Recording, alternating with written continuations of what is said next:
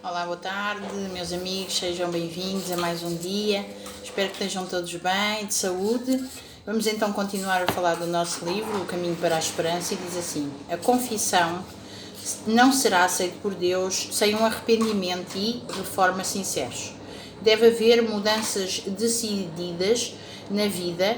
Tudo o que for ofensivo a Deus deve ser afastado como resultado da verdadeira tristeza pelo pecado.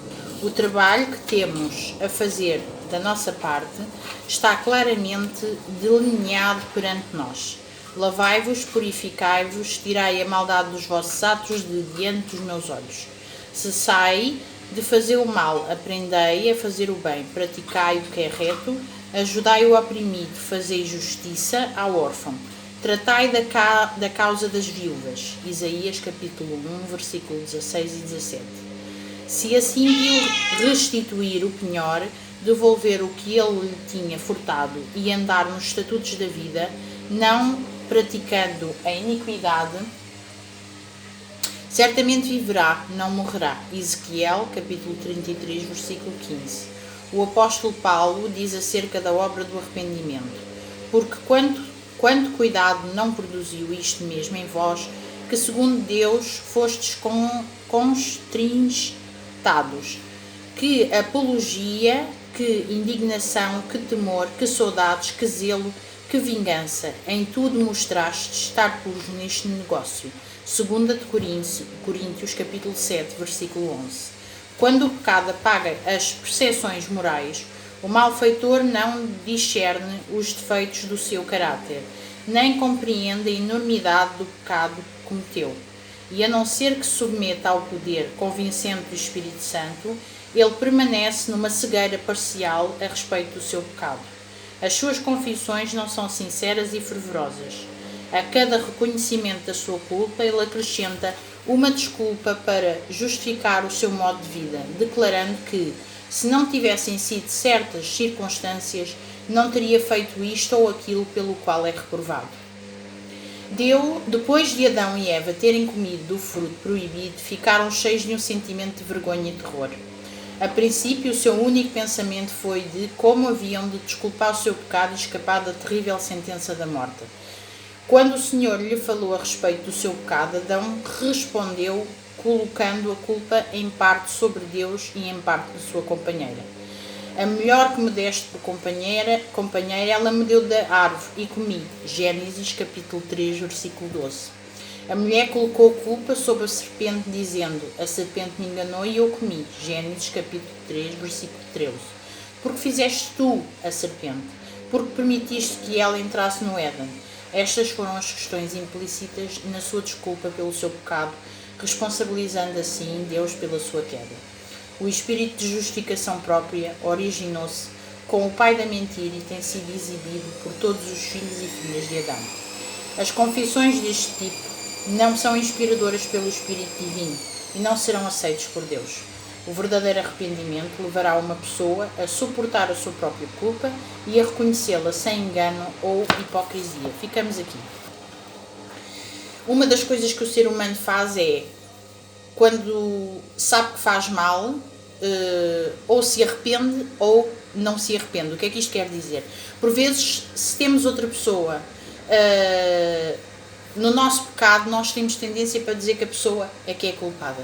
O que aconteceu com Adão e Eva foi exatamente isso. Culparam Deus de pôr a serpente lá, culparam Deus de deixar a serpente entrar, quando eles próprios tinham uma comunhão diária com Deus ao fim do dia e não entenderam que não tinha nada a ver com a serpente, tinha a ver sim com Eva se ter desviado do seu marido, desviou-se de Deus e assim pecou. E Adão acabou por pecar no sentido que achou que Deus não lhe dava outra companheira e achava ele, na sua ignorância, de que se eu ficar sem esta companheira fico sem nada. E então acabou por comer do fruto, claro. Quando nós temos por tendência o pecado, não é? E porque é uma coisa que já nasceu connosco, nós devemos pensar duas vezes. O pecado está implícito em nós e nós temos tendência para fazer mal, não é? Pecar. Mas uma das coisas que nós devemos logo de seguida é o arrependimento. O arrependimento é das coisas mais bonitas de se ver. Quando nós estamos de coração contrito, humilde, correto, e irmos aos pés de Cristo pedir perdão sobre aquilo. Agora, quando nós vamos aos pés de Cristo achar que Cristo nos vai perdoar e nós não estamos convictos daquilo que estamos a fazer, nem vale a pena, porque só Deus é que sonda o nosso coração e Ele sabe bem o que nós sentimos, se está correto, se está correto, se está errado. E não podemos enganar todos, mas a Deus nós não conseguimos enganar. E por isso não vale a pena quando nós não estamos arrependidos. Muitas vezes nós falamos na oração, no estudo da Bíblia, mas por vezes nós temos tendência para mostrar aos outros que estamos bem, mas estamos com um problema interior e isso afasta-nos de Deus. E por vezes nem nos apercebemos que as coisas diárias que estamos a fazer estão a ofender Deus. E por isso temos que ter cuidado, porque tudo isso nos afasta de Deus e afasta-nos do princípio que nós andamos aqui. De nos amarmos uns aos outros, de amarmos Deus acima de tudo, para um dia estarmos no céu com Jesus. Como o pobre publicano, não levantando muito os seus olhos para o céu, ele clamará: ó Deus, tem misericórdia de mim, pecador. E os que reconhecerem a sua culpa serão justificados, pois Jesus intercederá com o seu sangue em favor da pessoa arrependida. Os exemplos, na palavra de Deus, de arrependimento e de humilhação genuínos, revelam um espírito de confissão no qual não há qualquer desculpa para o pecado em tentativa da justificação própria. O apóstolo Paulo não procurou defender-se. Ele pinta o seu pecado nas cores mais negras, não procurando diminuir a sua culpa. Ele afirma: encerrei muitos dos santos nas prisões, e quando os matavam, eu dava o meu voto contra eles, e castigando-os muitas vezes por todas as sinagogas, os obriguei a blasfemar. E enfureci demasiadamente contra eles, até nas cidades estranhas os persegui. Atos capítulo 26, versículo 10 e 11. Ele não hesita em declarar que Cristo Jesus veio ao mundo para salvar os pecadores, dos quais eu sou o principal. 1 Timóteo capítulo 1, versículo 15. O coração humilde e contrito, subjugado por um arrependimento genuíno, apreciará algo do amor de Deus e do custo do Calvário. E como um filho se confessa a um pai amoroso, assim o verdadeiro penitente trará todos os seus pecados perante Deus. E está escrito: se confessarmos os nossos pecados, Ele é fiel e justo para nos perdoar os pecados e nos purificar de toda a injustiça. 1 João capítulo 1, versículo 9. Quando nós vamos concretamente com o coração contrito,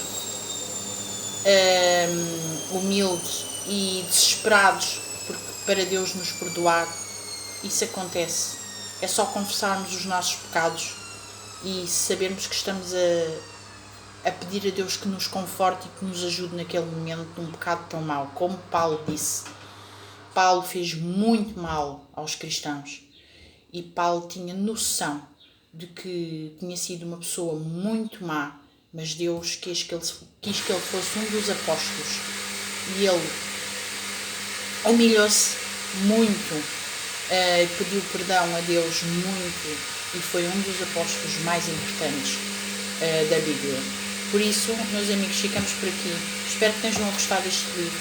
Eu estou a adorar a forma como posso falar sobre ele para vós. E se tiverem dúvidas, perguntem, porque este é um dos livros que sai todos os anos para nós oferecermos, e é um incentivo termos estes livros que nos ajudam a compreender muito melhor o que Jesus quer para cada um de nós, porque o significado de Jesus ter vindo ao mundo para nos salvar, porque que Ele está no céu a interceder por todos nós. Este livro é muito bom, não percam. Estejam atentos aos dias que eu posso cá vir, para que nós possamos estudar juntos e que Deus esteja nos abençoando lá em cima, para que nós compreendamos tudo o que Ele quer nos dizer neste livro. Fiquem bem, tenham um resto de dia muito abençoado na presença do Senhor. Amém.